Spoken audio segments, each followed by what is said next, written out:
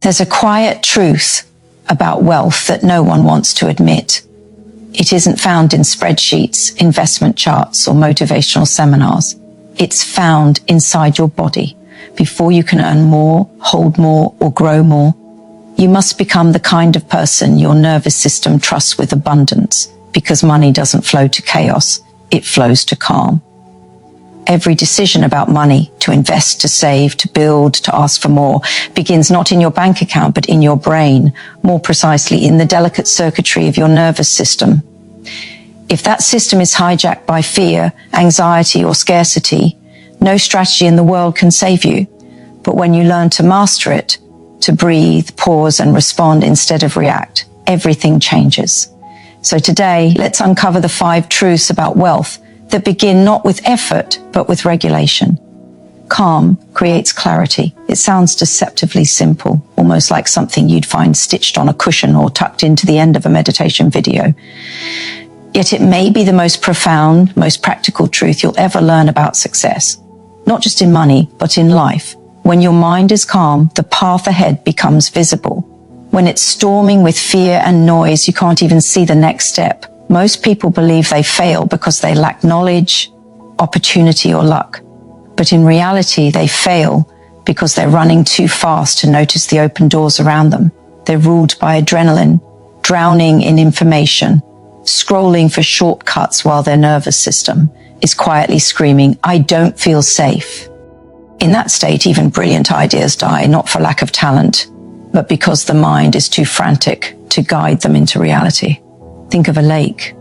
When the water is still, it mirrors the sky.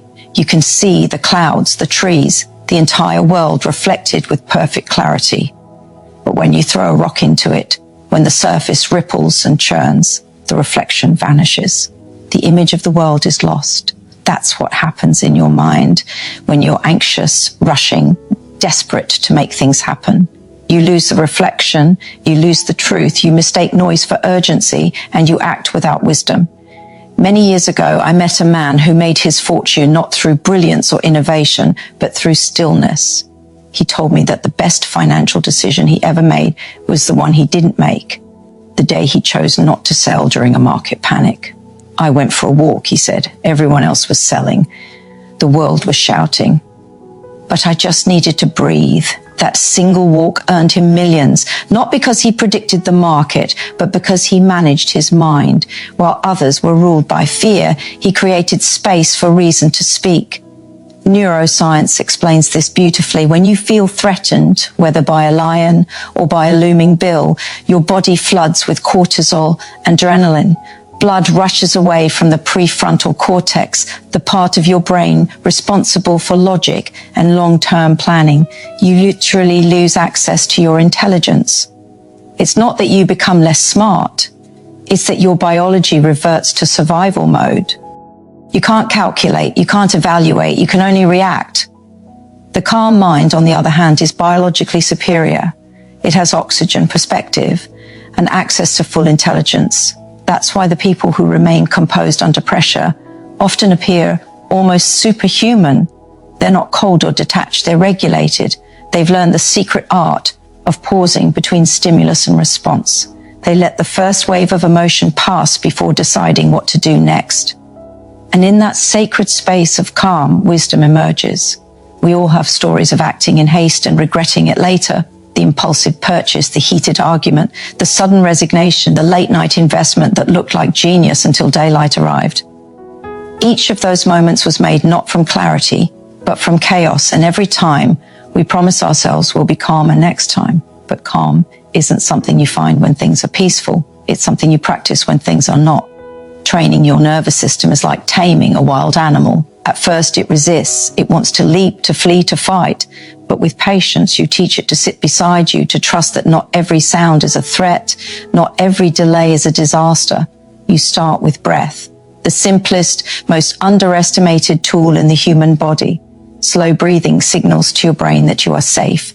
Safety allows logic to return. Logic invites clarity. Clarity leads to wise action. In business and in life, decisions made from a calm place tend to be small, deliberate, and powerful. They may not bring the rush of excitement, but they build the kind of wealth that endures. Emotional decisions, on the other hand, create fireworks, dazzling but short-lived. Imagine two people standing before the same opportunity. One is frantic, heart-pounding, desperate for change. The other breathes, waits, observes. The first acts out of need, the second out of vision. One grabs the nearest branch, the other plants a tree. 10 years later, the tree has grown roots and fruit, while the branch has long withered away. That is the quiet advantage of clarity. It's patient, it's deliberate, it plays the long game. Calm doesn't mean passive. It doesn't mean you do nothing or suppress emotion.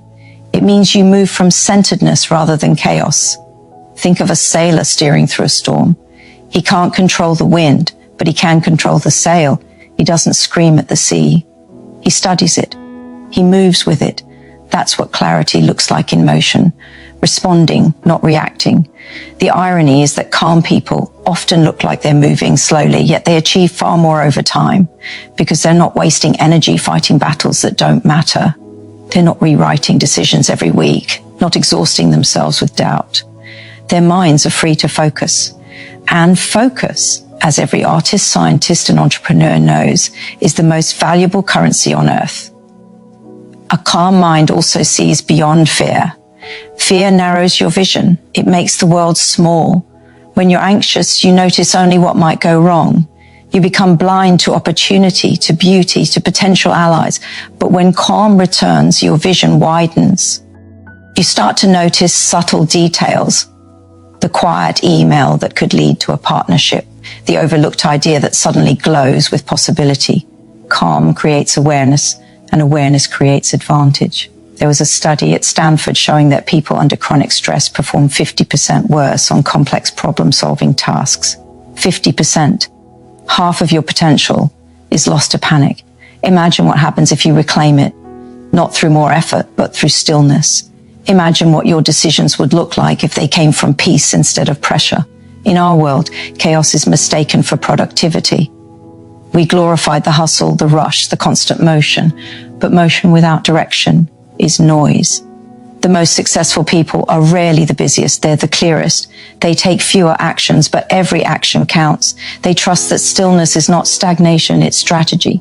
So the next time your heart races with worry about the future, when the numbers don't add up, when the uncertainty feels too heavy, remember this, the lake only reflects when it's still. Take a breath, step back, let the ripples settle. The answer will appear, not as a lightning bolt, but as a quiet knowing. That's how clarity works, softly, steadily, like dawn breaking over a dark horizon. The mind is your greatest instrument, but it only plays music when it's tuned. Calm is the tuning. It brings every thought, every impulse, every emotion into harmony. And when it does, the world itself seems to rearrange. Opportunities that once hid in plain sight reveal themselves. Choices become simpler, and what once felt impossible begins to feel inevitable. Calm creates clarity. And clarity in time creates everything else, wealth, wisdom, peace. The world doesn't need more frantic minds chasing more money. It needs calm hearts building it with quiet confidence. Because calm isn't the opposite of ambition. It's the foundation that makes ambition sustainable. So, learn to stand still when the crowd runs. Learn to breathe when fear rises. Learn to listen when the noise is loud. You'll find that the calm within you was never weakness. It was power waiting to be used. There is a split second between what happens to you and how you respond. That fraction of a moment, so small it barely exists, is where your life is built or broken. It's the space between hearing bad news and losing your temper, between seeing the numbers drop and pressing the panic button, between feeling fear and choosing what comes next. Most people never live in that space. They skip straight from emotion to reaction. But those who master it, those who learn to regulate before they react, become unstoppable. Because here's the truth, life will test you. Again and again, it will throw things at you that you didn't plan for, don't deserve and cannot control. Markets crash, people disappoint you, opportunities vanish overnight. You cannot predict that. What you can predict is your own nervous system's response, that familiar tightening in your chest, the heartbeat that speeds up, the tunnel vision that makes the world smaller.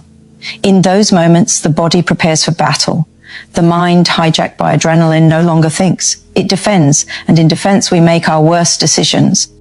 The human nervous system evolved to keep us alive, not to make us rich, wise, or peaceful.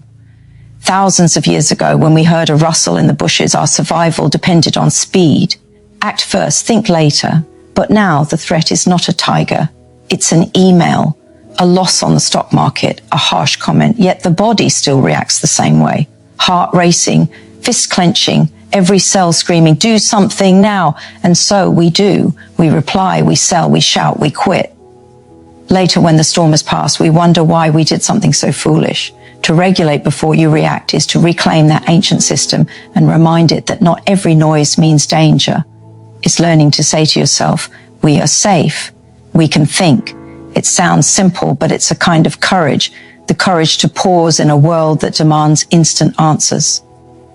Once, I watched a young entrepreneur lose almost everything in a single day. His company faced a lawsuit, his investors panicked, and by sunset, his phone wouldn't stop buzzing. I asked what he would do, and he said, nothing tonight. He turned off his phone, went home and cooked dinner. He told me later, I needed my body to calm down before I could make a decision that would change my life. That night, his calm saved his company. While his competitors sent desperate messages and leaked fear into the air, he returned the next morning with clear eyes and a plan. His investors followed him because he looked like someone who wasn't afraid. The body always knows when the mind is lying. You can tell yourself, I'm fine, but if your breath is shallow, your muscles tense, your tone sharp, your biology betrays you. Regulation begins not with words, but with awareness. Feel the racing pulse, the heat rising in your face, the knot in your stomach. Don't fight them, just notice. Name them. This is fear. This is anger. This is shame. The moment you name an emotion, you begin to separate from it. You are no longer the storm. You are the sky observing it. The next step is breath. Deep, slow, deliberate breathing is the bridge between chaos and control. When you inhale slowly, your heart rate slows. When you exhale deeply, your brain releases calming neurotransmitters. Studies at Harvard and Stanford show that even 2 minutes of conscious breathing can reduce cortisol, the stress hormone, by up to 20%. It's not magic, it's biology. The body believes the breath. So when you breathe like you are safe, it begins to believe you are. From there, space opens up, and in that space, clarity returns. You begin to remember that not every reaction deserves your energy. Not every situation requires your immediate intervention. You start to see the game for what it is, a test of patience, not panic. The person who remains steady when others are trembling holds the power. In relationships, regulation prevents regret. A friend says something cruel. Your partner disappoints you. Your colleague undermines you. The old reflex rises. Say something now. Defend yourself. Don't stay silent. But when you regulate, you recognize that words spoken from anger carry a weight you cannot take back. You breathe, wait, and speak, and your tone can carry both truth and kindness. That is emotional wealth. The ability to preserve dignity, even when you've been wronged. In money, the same principle applies. When the market dips, fear becomes contagious. People rush to sell because seeing others panic makes the brain believe it should too. But the calm investor, the one who breathes, researches, waits, often profits while the crowd destroys itself.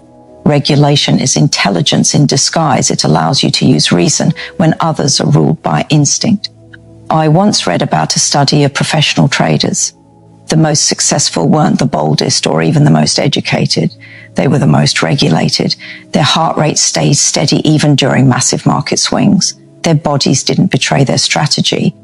They weren't frozen. They were focused. That's the difference between reaction and response. Reaction is fear trying to feel safe. Response is wisdom choosing the right moment. We are so conditioned to act fast, to reply instantly, to prove we're doing something, anything, that we forget stillness is also a form of action. It's the invisible part of power. The best chess players in the world spend most of their time thinking, not moving. One thoughtful move can change the game. The same is true for your life. Regulation also means compassion for yourself, for others.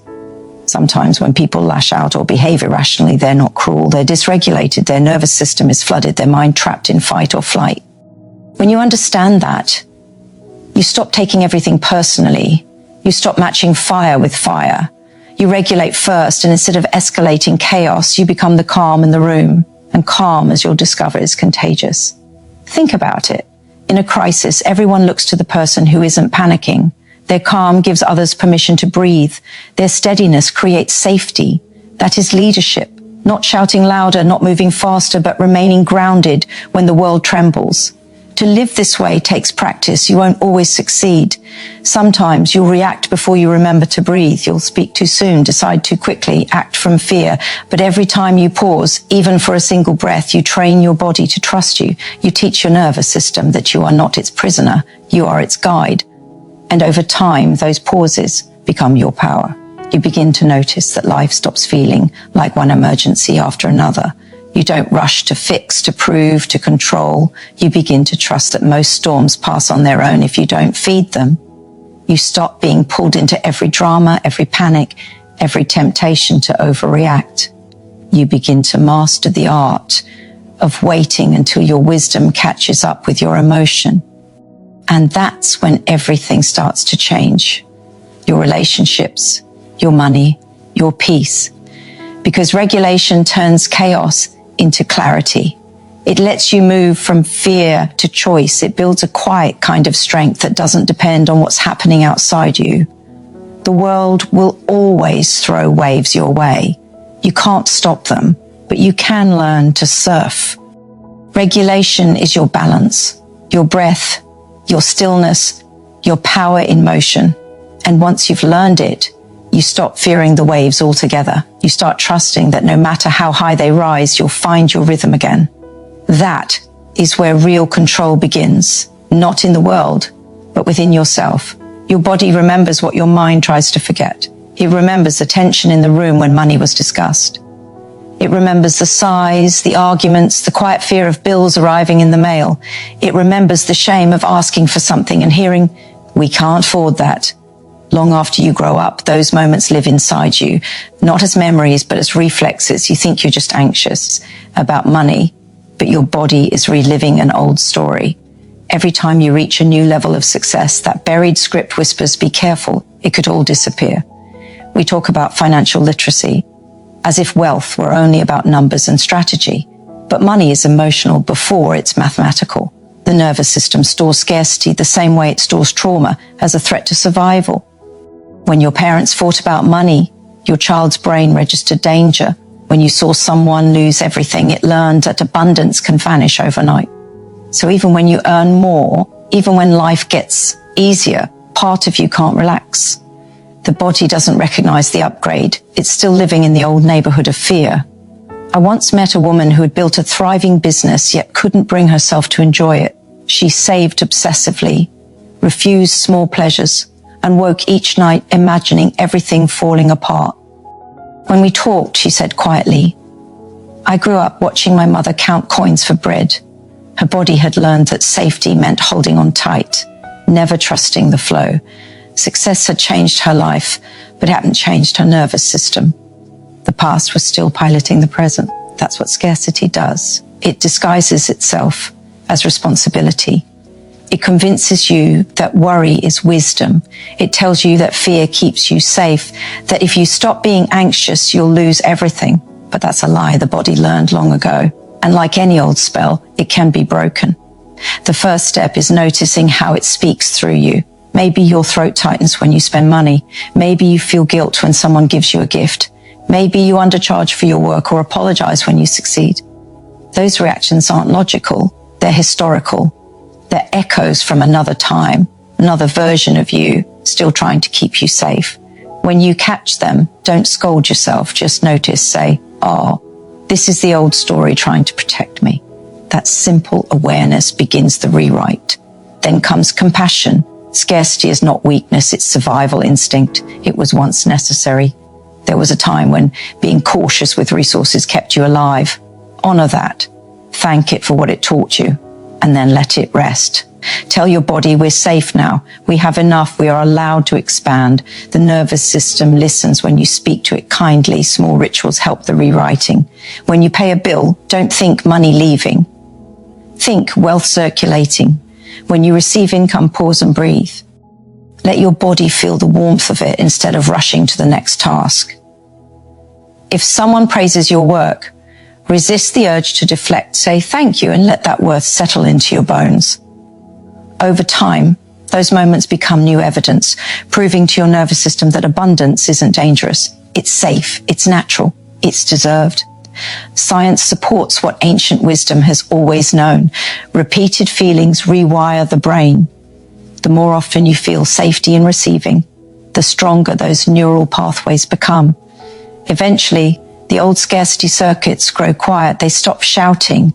They become faint memories instead of living fears. You might still hear the old voice now and then. The one that says, don't dream too big, don't spend too much, don't risk. Smile at it. It's only the echo of a scared child inside you, one who once thought the world was small and fragile. Show that child what you know now. That money, like breath, is meant to flow. That generosity doesn't cause loss. It creates connection. That wealth isn't about hoarding, but about allowing energy to move through your life and beyond it. When you begin to trust this, something beautiful happens. Decisions that once filled you with dread become effortless. Opportunities no longer feel like traps. You start to notice how abundance doesn't come from control, but from confidence. The calm belief that you can handle both the flow and the ebb.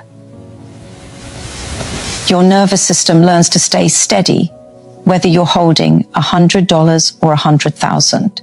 And then, without fanfare, your outer life begins to reflect that inner peace. Money seems to find you more easily. People sense your calm, your grounded presence. You stop chasing and start attracting. Because the world, like the body, mirrors what it feels. When you feel abundant, you become magnetic to abundance. Your body remembers, yes, but it can also relearn. The same way it once memorized fear, it can now memorize safety. Every breath, every act of gratitude, every moment you choose calm over panic, that's the rewrite in progress. The scarcity script fades line by line, replaced by something truer, a story where you are not the beggar at the gate of life, but the keeper of its garden. The world worships intensity. It glorifies the grand gesture, the all-nighter, the sudden leap that looks heroic in a headline.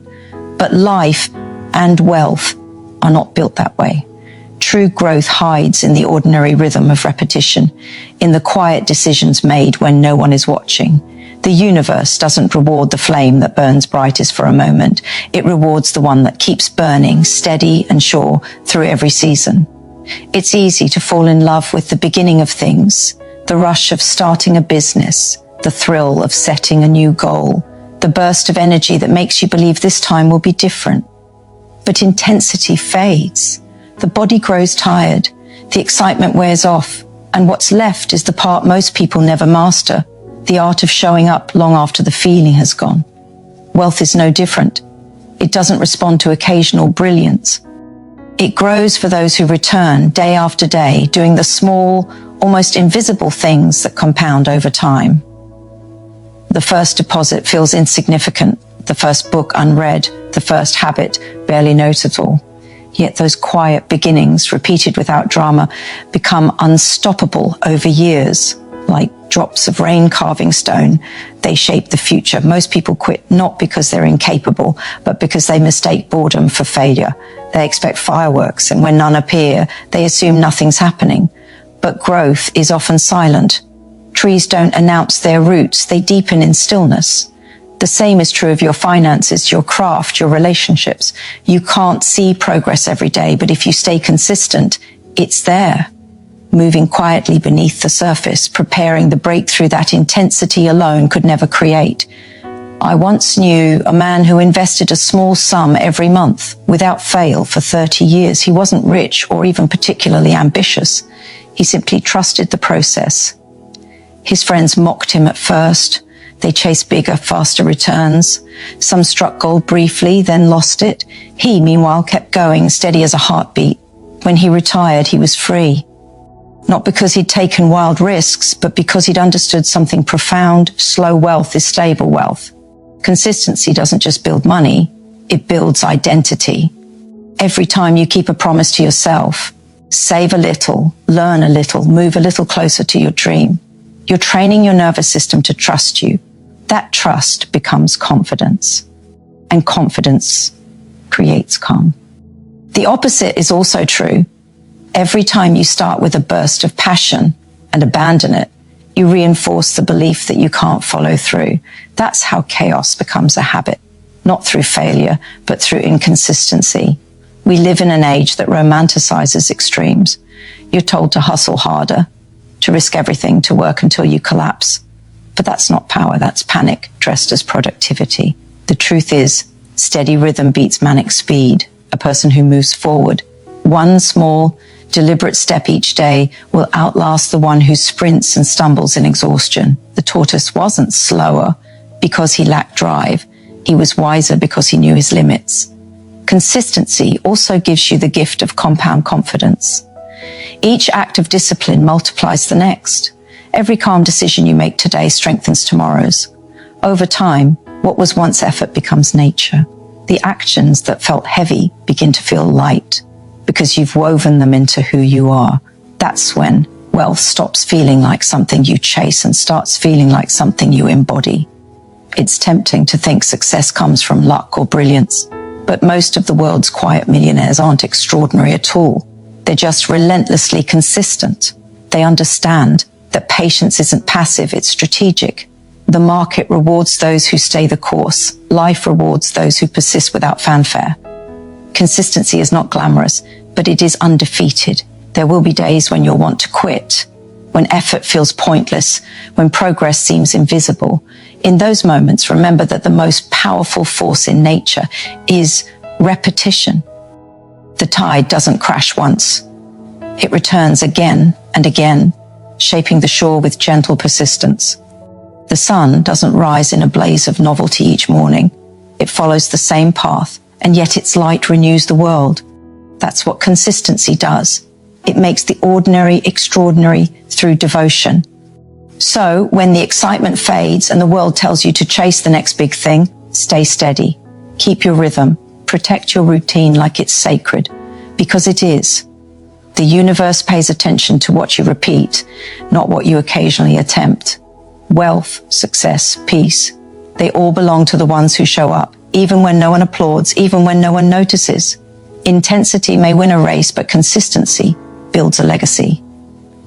And in the end, that is the truest kind of wealth. The kind that doesn't vanish with the market or depend on mood, but lives in the quiet power of someone who kept going, long after others stopped. Money will never fix what is broken inside you.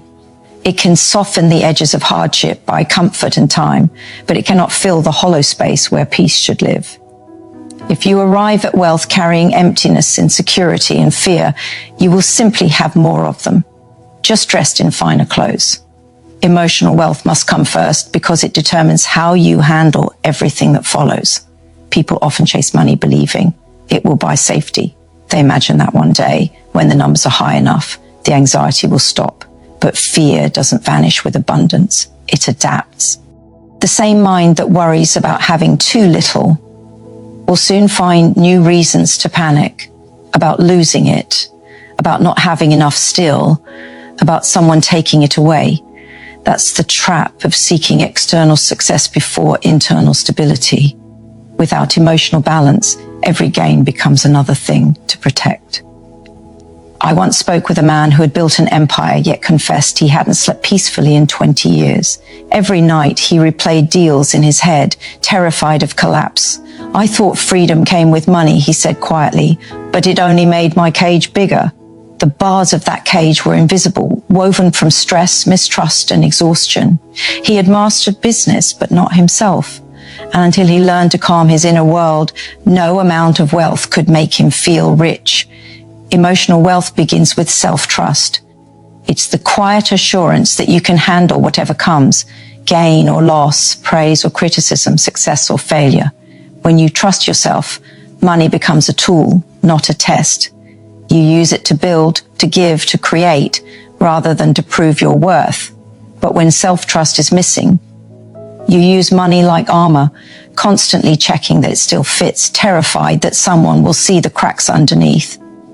There is a strange comfort in realizing that peace costs nothing. The richest feelings in life, gratitude, joy, wonder, are not for sale. They grow from presence, from noticing the light through the window, the warmth of someone's laughter, the stillness before a new idea. When you cultivate those moments, your nervous system begins to feel safe. Safety breeds creativity, and creativity breeds opportunity. Ironically, that's often when money begins to flow, not because you chased it harder, but because you finally stopped chasing everything else. Emotional wealth also teaches you how to hold what you earn. Without it, prosperity becomes pressure. Look at the countless stories of lottery winners who lose everything within years. They didn't fail because they were foolish. They failed because their emotional world wasn't built to support the sudden expansion. Their bodies still remembered scarcity, still braced for loss. So they spent recklessly, trying to outrun the feeling of unworthiness. But you can't outspend emptiness. You can only heal it. Healing begins when you stop using achievement as anesthesia. It's learning to sit with discomfort instead of distracting yourself with goals. It's learning to say, I am enough now, not, I will be enough when. That shift is subtle but world-changing. When you no longer treat success as medicine, you start to build it with joy, not fear, and joy creates sustainability. Emotional wealth also deepens empathy.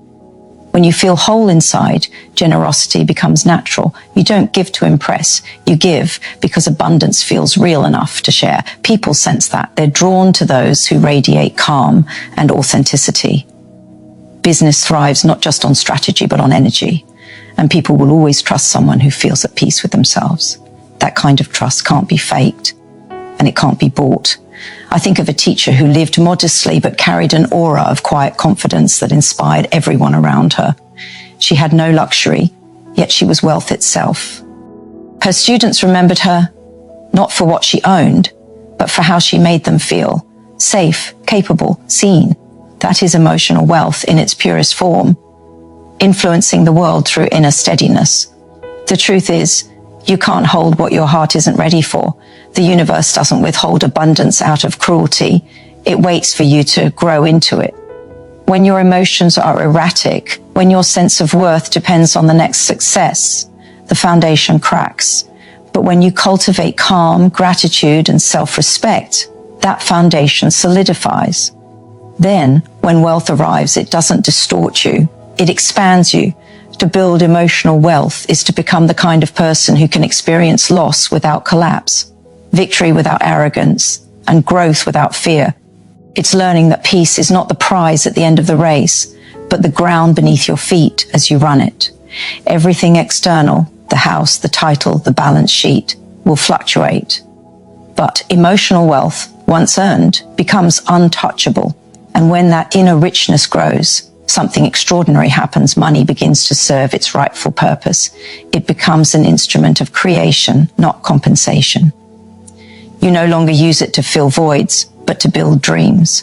You stop chasing wealth and start embodying it, not in your bank account, but in your being, because the greatest fortune is a calm heart that can enjoy whatever it has and a steady soul that knows it will always be enough. In a world that teaches us to chase, compete, and panic, the rarest skill is calm. The next time you think you need a better plan, a smarter strategy, or a higher income, pause and remember, your nervous system is your first investment. Your peace is your portfolio. And when you master that, money becomes the easiest part.